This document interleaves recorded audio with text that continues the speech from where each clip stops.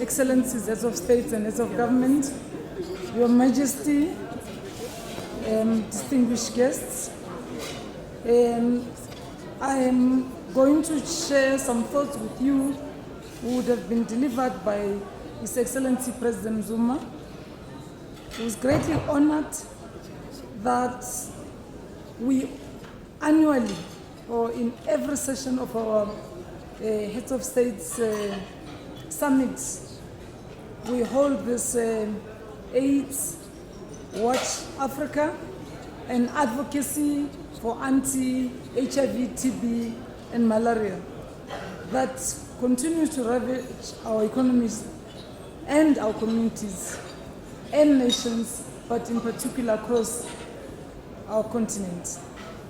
It is a great concern to note that TB is still one of the infectious diseases that can continue to kill most of our people in Africa. His Excellency Museveni spoke of another one that only above 18 can refer to now in the details that he has given. I'll focus on the malaria.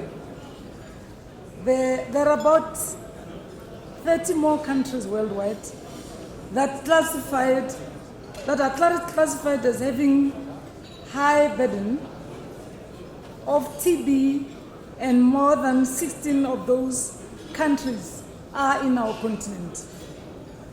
According to the World Health Organization, any country with a burden of more than 250,000, or even if it's less than 100,000 population, has reached what the WHO refers to as the emergency for TB management. In 2013, about 22 countries were classified as such, and South Africa was certainly included in that. It is on this background that we had to take bold steps in the fight against TB and commit to end TB in South Africa in line with our National Development Plan and as per the goals of the Sustainable Development Goals 2030. Some of our actions include development of a country plan for public sector, focusing on high risk, special population like correctional services, mining areas, and mining communities.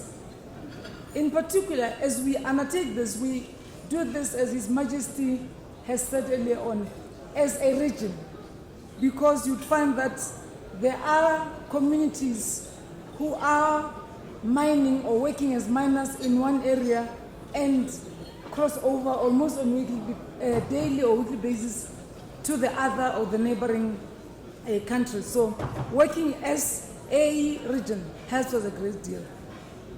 But as a country, we've also managed, working together indeed with our neighbors, to identify new technologies.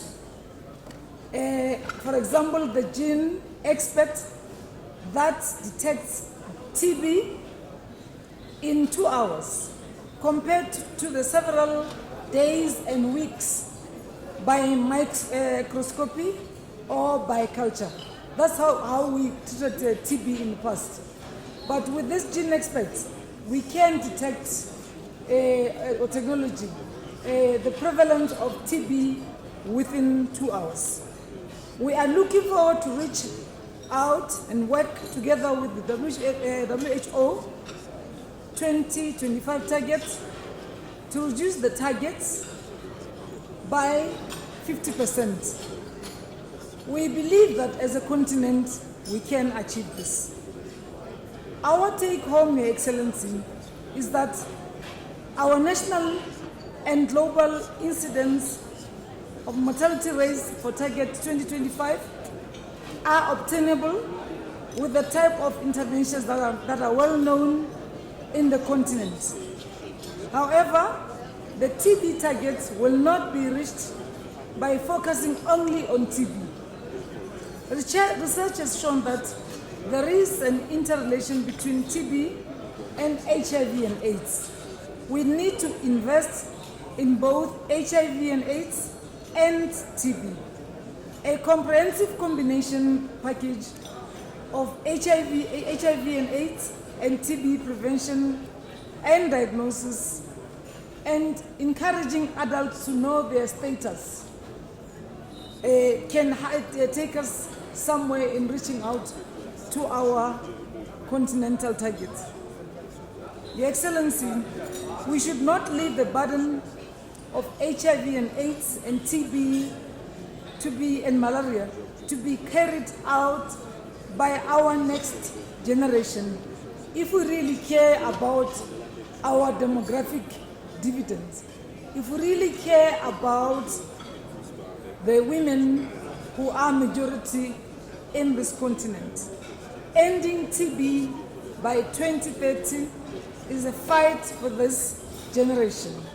We can do this and move towards realizing the Africa we all want long before 2063.